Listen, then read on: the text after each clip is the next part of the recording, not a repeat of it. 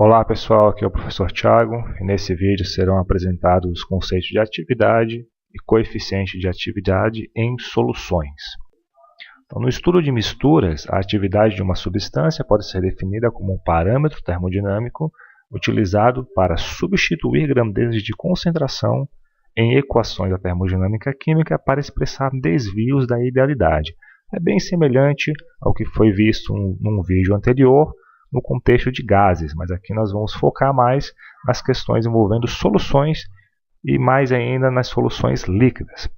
De maneira geral, para uma substância J, nós podemos definir a atividade de diferentes formas, dependendo da escala de concentração utilizada. Então, ela pode ser definida como, por exemplo, o produto entre um coeficiente de atividade vezes a fração molar. Nesse caso, tem-se um coeficiente de atividade na escala de fração molar. Pode ser definida também em termos da concentração molar. Então, a gente utiliza aqui o coeficiente de atividade na escala de concentração molar. A concentração molar é dividida por 1 mol por litro, visto que, como visto no vídeo anterior, a atividade é um parâmetro adimensional. E também pode ser definida na escala de molalidade. Então, nós vamos ver na sequência do vídeo alguns exemplos de como a utilização da atividade facilita a descrição termodinâmica de soluções. Comecemos, portanto, para a expressão do potencial químico de um solvente numa solução qualquer. μA, ou seja, o potencial químico do solvente A na solução, é igual a μA asterisco, que é o potencial químico do solvente A puro, mais RT ln de PA, pressão parcial de vapor do solvente na solução, sobre PA asterisco, que é a pressão de vapor do solvente puro.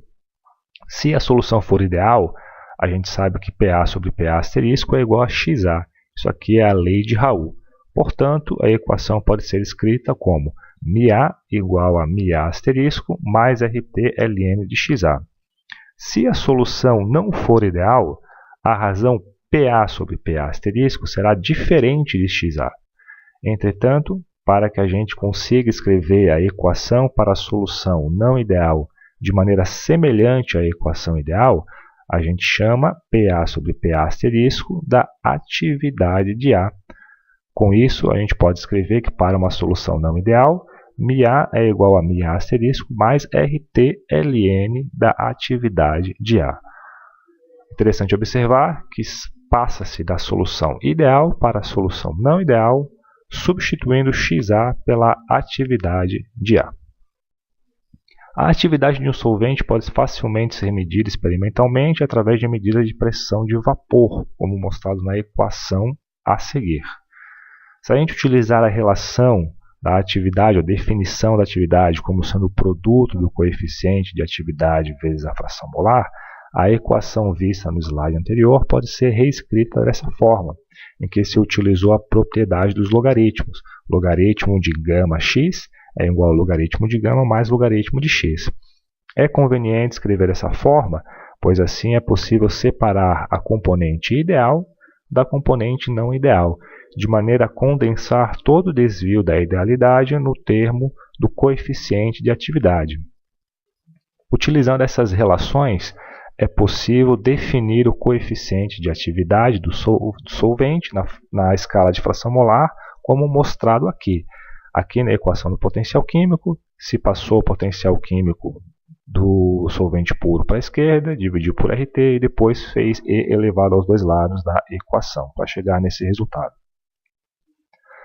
Para o soluto, há diferentes abordagens possíveis, dependendo da escala que se vai utilizar e dependendo do potencial de referência que se vai utilizar também. Entretanto, é conveniente partir da equação de uma solução diluída ideal, como mostrada aqui, sendo μB o potencial químico do soluto na solução, μB asterisco o potencial químico do soluto puro, PB a pressão parcial de vapor do soluto na solução e PB asterisco a pressão de vapor do soluto puro. Para soluções diluídas ideais, utiliza-se a lei de Henry para rearranjar a equação como segue, ou seja, PB foi substituído por XB e KB e depois se utilizou a regra do logaritmo.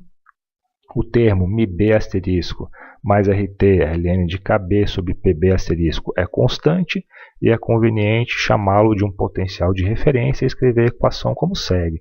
Aqui eu chamei essa soma de MIBH.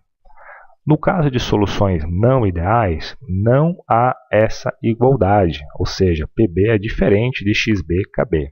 Entretanto, para se chegar a uma equação para soluções não ideais que seja semelhante à equação ideal, a gente escreve a igualdade substituindo a fração molar pela atividade, que nos permite chegar a uma equação muito semelhante para as soluções não ideais, em que a única diferença reside na substituição da fração molar pela atividade. Utilizando a definição vista anteriormente, e de maneira semelhante ao que já foi discutido para o solvente, podemos escrever o potencial químico para o solvente, para o soluto, melhor dizendo, numa solução não ideal, separando a componente ideal da componente não ideal, de maneira a condensar o desvio da idealidade no termo que envolve o coeficiente de atividade. Semelhantemente ao visto para o solvente, podemos ter uma definição para o coeficiente de atividade do soluto na escala de fração molar. Nesse caso, é importante ter em mente que a gente optou por utilizar como potencial de referência o potencial do soluto de uma solução diluída ideal, o MIBH aqui. Você pode encontrar em diversos livros um outro potencial de referência. Por fim, vamos ver como é que a gente pode expressar o coeficiente de atividade na escala de molalidade. Então aqui é a equação vista anteriormente para um soluto de uma solução diluída ideal, que se for bem diluída pode ser escrita assim, em que a fração molar foi escrita como NB sobre NA. A forma correta da fração molar é NB sobre NA mais NB, mas considerando que NA é muito maior, podemos escrever assim. Essa equação pode ser rearranjada como segue, em que NA foi substituído por a massa de A sobre a massa molar, que pode ser escrita como demonstrado aqui, e pode ser rearranjada dessa forma. Okay? Aqui o argumento do logaritmo foi multiplicado por B grau sobre B grau. B grau é a molalidade padrão, 1 mol por quilo. Esse artifício é utilizado para fazer com que os termos nos logaritmos fiquem adimensionais. Esse artifício é correto, visto que multiplicar um termo por B grau sobre B grau é igual a multiplicar por 1, que não muda nada. De maneira semelhante ao visto para o solvente, essa soma MIBH mais RT ln da massa molar de A vezes a molalidade padrão é uma constante que eu chamei por conveniência de MIBBzinho. Essa equação descreve o potencial químico de um soluto de uma solução diluída ideal na escala de molalidade. Para escrever a mesma equação para uma solução não ideal, basta substituir a molalidade pela atividade. Nesse caso, a atividade é igual ao coeficiente de atividade na escala de molalidade vezes B sobre B grau. Seguindo a mesma lógica feita nos casos anteriores, podemos separar a componente ideal da componente ideal e definir aqui o coeficiente de atividade do soluto na escala de molalidade. Portanto, utiliza-se a atividade das substâncias no lugar da concentração molar, molal ou fração molar, quando se trabalha em soluções não ideais. A escolha de determinada escala de atividade é totalmente arbitrária, pode ser feita de acordo com a conveniência. Não há uma escala mais correta que a outra, isso é um ponto bem importante. Se tiver bem definido o coeficiente de atividade e a atividade, você pode usar qualquer escala.